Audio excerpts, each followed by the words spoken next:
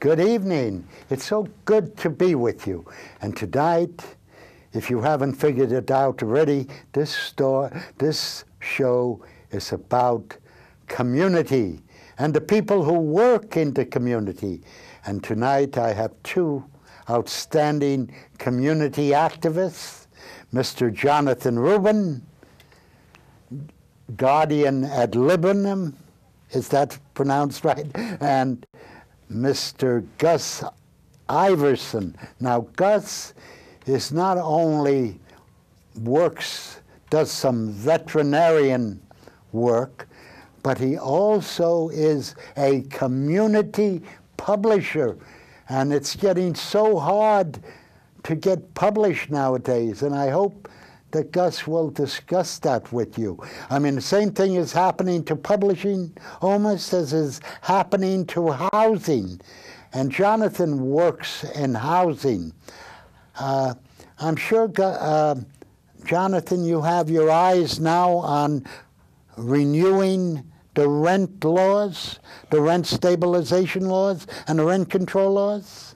Well, I think that that's very important. I think, unfortunately, it's tied to the fact of real estate taxes for the people upstate, because the legislators upstate, unfortunately, feel that they want to, hold back the taxes of the people upstate, and yet at the same time, they're saying, well, if we do that, we'll let you have the rent control and rent stabilization laws continued. So they're playing with not only politics, but they're playing with geography. They're saying if you feel, the people upstate are important enough to lay off of them as far as economic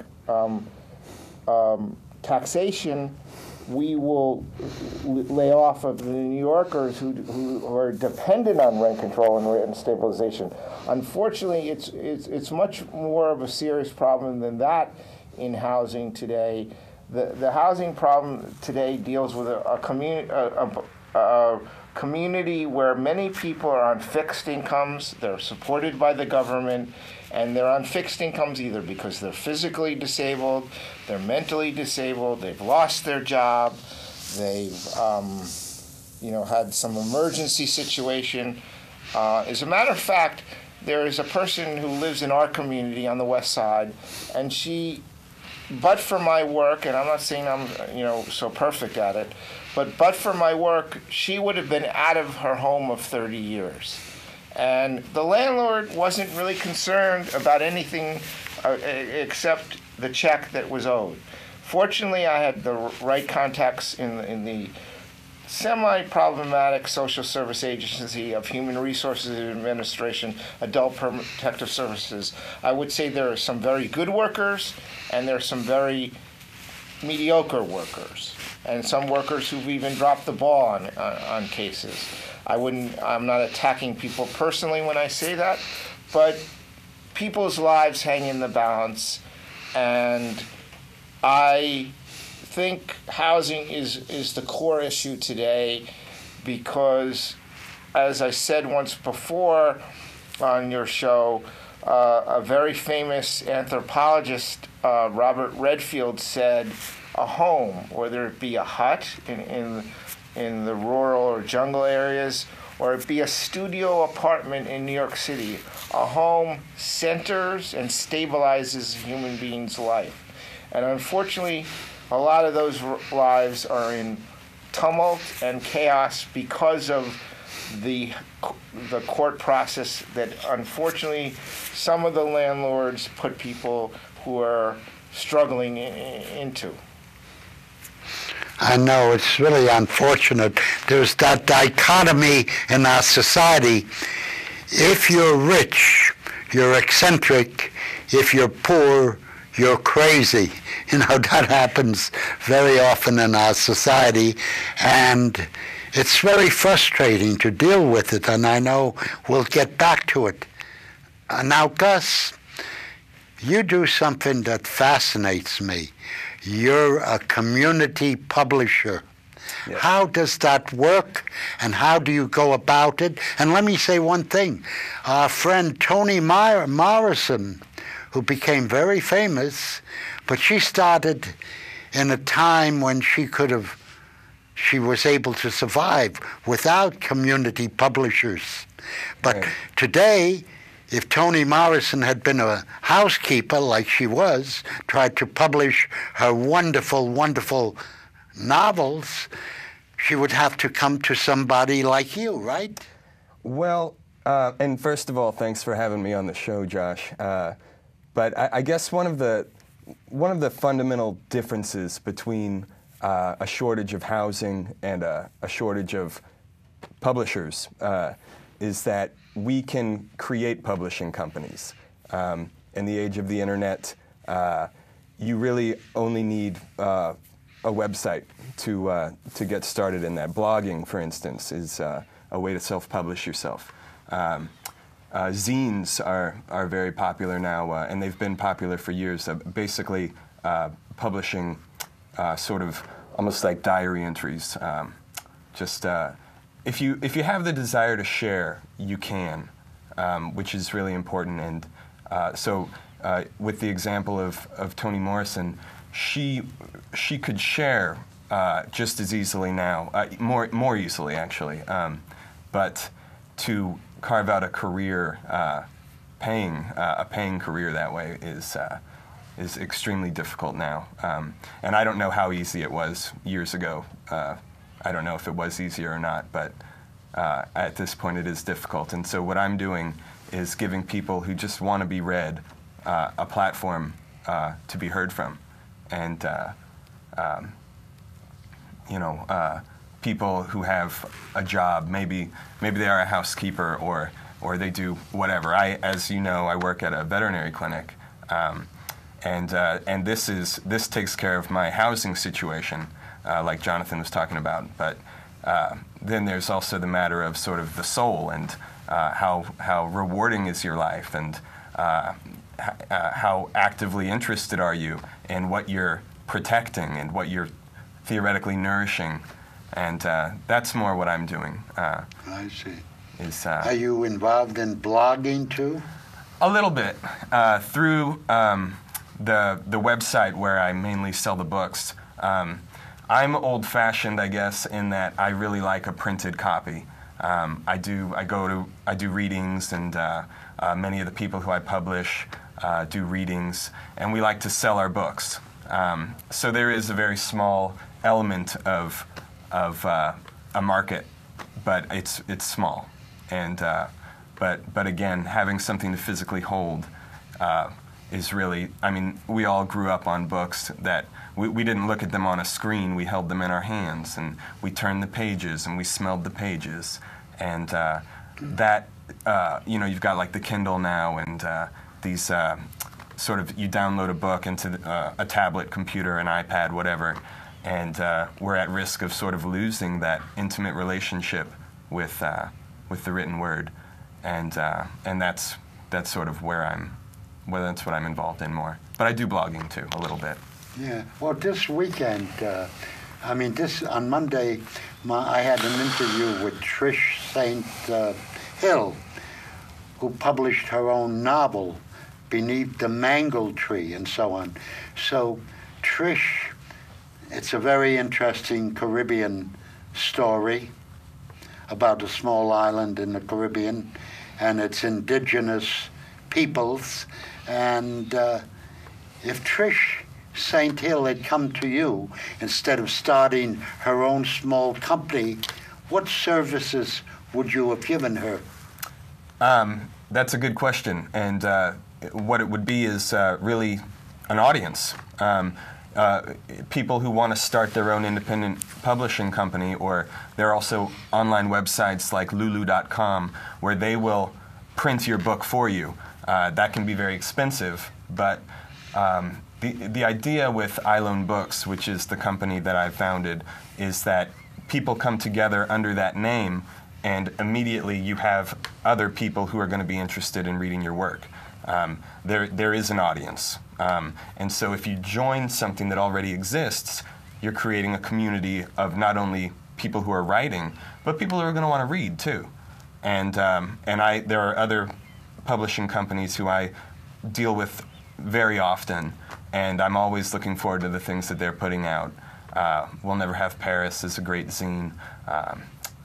Fractious Press is a really good independent publishing company. And so by joining something that already exists, you expand that network. Starting something on your own, you have the business of getting other people involved. Yeah, well, you corrected me very well. Housing is not exactly like publishing. And Jonathan, I should have really given him a more extensive introduction. He is a community person that not only works with many progressive politicians, but he also does this job out of housing court that helps people who have difficulty even getting two thoughts together to fight for the housing that they generally have lived in for decades, and the landlord is just trying to get rid of them because the landlords claim that they're not paying any money. If there are any landlords out there, I cannot buy you a violin, but I would love to debate you. Jonathan, what did you want to say? Well, Gus touched upon the fact that with the advances in technology, he was concerned about the word or the written word on a page. And I'm not saying that I agree with every advance in technology, but I was looking up a labor leader, one of the major labor leaders of this country around the time of the Civil War, whose last name is the same last name as my wife's maiden name. And I was able to access from the internet, which I probably would have a very hard time accessing from a library, his speeches, his writings, and his thoughts that was downloadable from the actual labor library where this book was stored. But with regard to the situation in housing court and the situation in housing, you see, first of all, the government is a big business right now.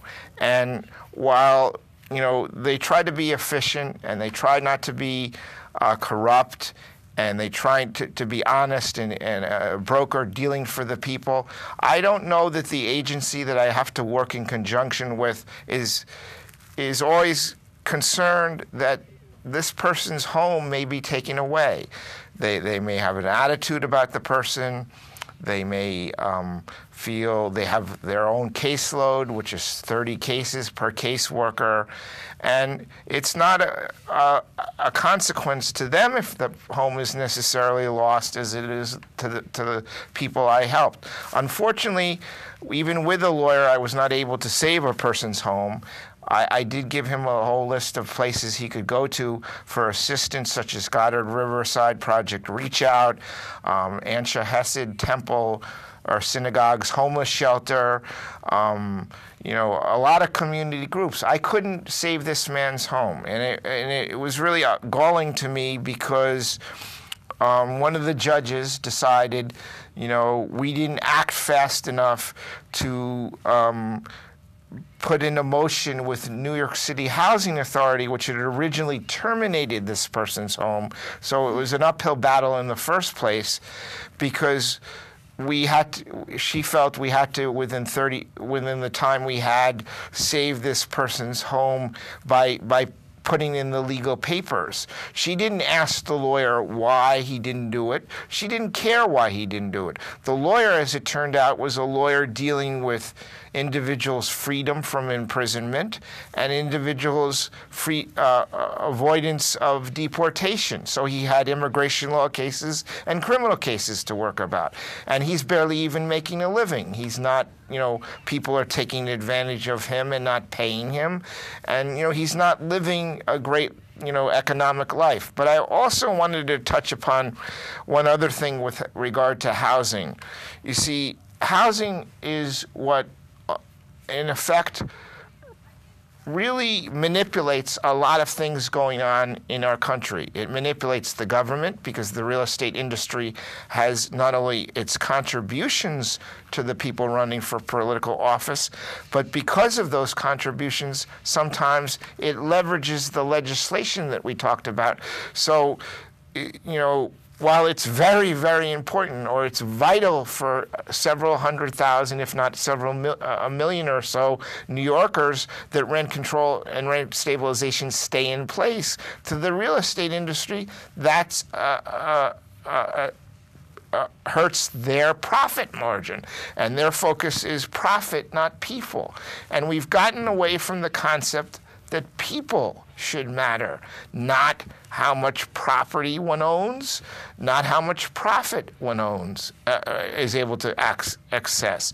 In other words, a human being's right to dignity or right to life is very serious, and it's very seriously threatened in this city. Fortunately, the court attorneys working for judges about 15 to 20 years ago started the Guardian Ad Litem program, which is a very wonderful program. Lawyers are involved in it. 2 or 3 lawyers I know make their living from it. A former housing court judge makes his living from it. But I really feel in New York City, yes, I'm not saying, I believe necessarily in a communist revolution. I'm not saying that. But I at the same time, I think that the landlord's focus, that, a profit or the money that they get is so important. There's another aspect about that, because if they make this person homeless, it's going to cost the government, the taxpayer, including the tax-paying real estate companies, more money to house this person in a shelter. There was a family we kept together in 3 generations of the family, and it cost the city $20,000 in a grant. If that family was separated, those 3 generations, it could have cost the city close to $500,000 to deal with all sorts of problems of family togetherness, sheltering, health care, food, and survival. This was the head of the household was a disabled grandmother who needed a wheelchair, who had a heart arrhythmia. But the landlord wanted his money, and he let us. I had to bring an order to show cause to save that situation, or I did that with an attorney. But the landlord didn't realize that his making that 3-generation family homeless was going to cost the people more money. I don't think they care. But Jonathan, I could not have articulated that problem better than you have. I want to thank you.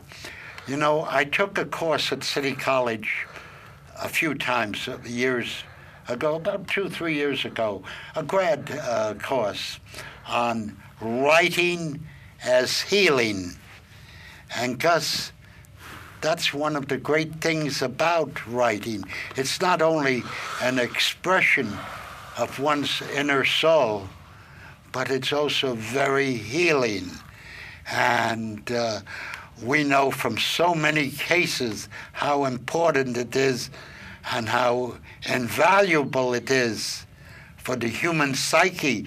I mean, our old friend Norman Mailer, who the heck knows what would have happened to Norman Mailer if he wasn't able to write. Yeah. And the fact that you're in publishing and you help people publish makes such a difference. Tell us more about it. Well, it's interesting you talk about the psychological advantages of sorting yourself out and putting yourself in paragraph format or poetry, any format, writing words down that come from inside of you. And a lot of the great diarists of the past couple hundred years, the contribution that they've made through just recording, just day-to-day life in a historical context has become very important to us. I read a history of New York by a gentleman, I can't think of his name now, but he is also recognized as having the longest kept diary. So we've got this guy's insights into what it was like day to day in early 1915, life in New York back then, and so the benefits extend beyond just the person who's doing the writing. Just by penning something, you're letting something out of yourself, and you're letting it into the world. And you don't know what kind of benefits will come to the world, but definitely for the self, it's very cathartic experience, and I feel everybody should do it. You don't have to be Stephen King. You don't have to be Walt Whitman. You're already perfect. You're already a writer as soon as you put pen to the paper. You're a dynamic young man, Gus, and I just have to ask you this question: what impact do you think things like Kindle and the Nuke and the Schnook will have on our lives? Well, I mean, we live in an information society where we're constantly taking things in. Like Jonathan was saying, you were able to find out about this person who has the same last name as your wife just by typing something into the computer. And so we're sort of, I won't say oversaturated with information, because, let's just say we're saturated with information. And certainly as far as music goes, you can get any music you want with a click of a mouse pad. And so I don't know, where we're going with the Kindle, where we're going with the iPad and all that. I don't know. Theoretically, we'll be reading more, I guess, reading a larger variety of things. I don't know if we'll be enjoying the books as much or thinking about them as much. I really don't know. I wonder what about the the health effects of the technological gadgetry we have. I wonder whether there's more radiation, more electronic interaction with bodily functioning that's destructive. Right. And I'm not saying I'm a user of this technology too. Not the concept of not reading a book when I can on paper, a paper book, but I use a cell phone. I use other electronic gadgetry. But I think a whole generation of children are being brought up where that's their world, that they're into almost every one of these things. Yeah. And I wonder whether all the electronic gadgetry is an improvement. I'm not saying it's not an improvement on access. There's access to information and access to historical information. And we were talking about 1915 historically in New York City. Well, I was able to go to a library of the university that I went to, which doesn't really... Jonathan, just a minute. I asked Michio Kaku that question. He's a friend of mine at City College. I asked Michio what is going to be the effect of all this radiated stuff.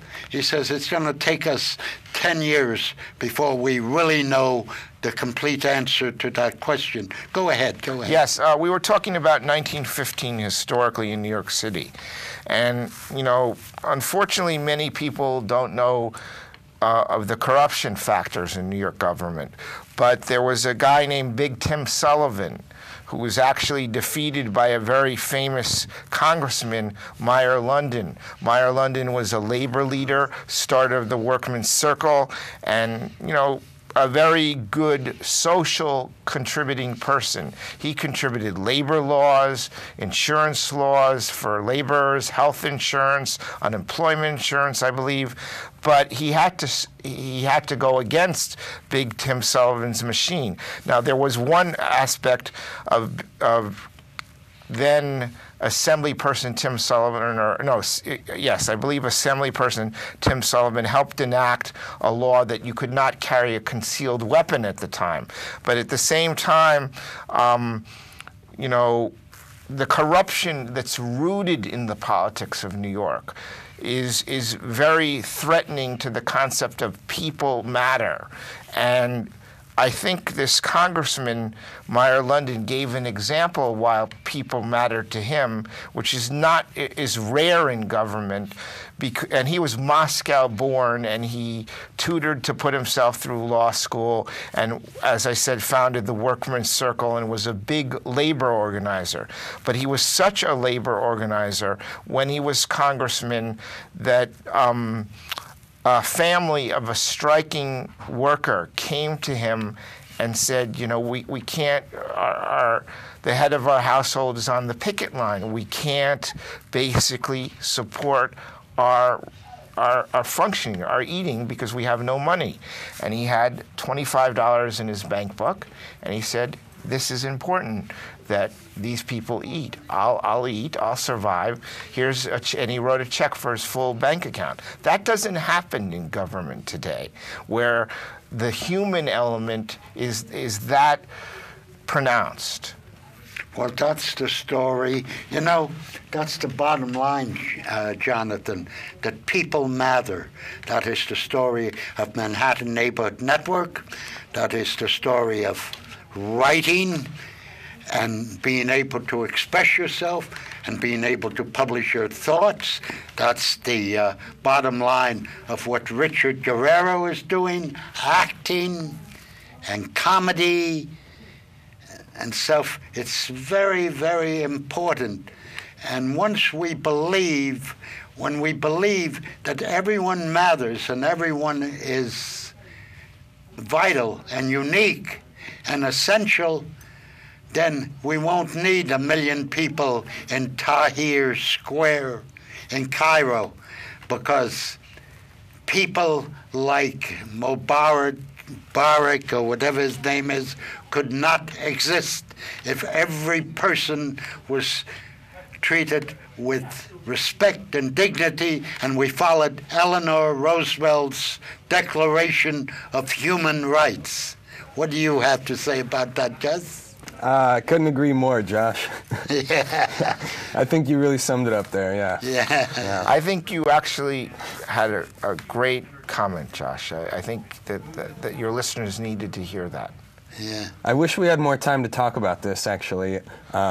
Just talking about housing and more people coming into the world and everyone trying to move to Manhattan. I know we're out of time, but I think maybe that'd be another good episode. Yes. Yes, and we're going to work on it. Maybe next week or sometime.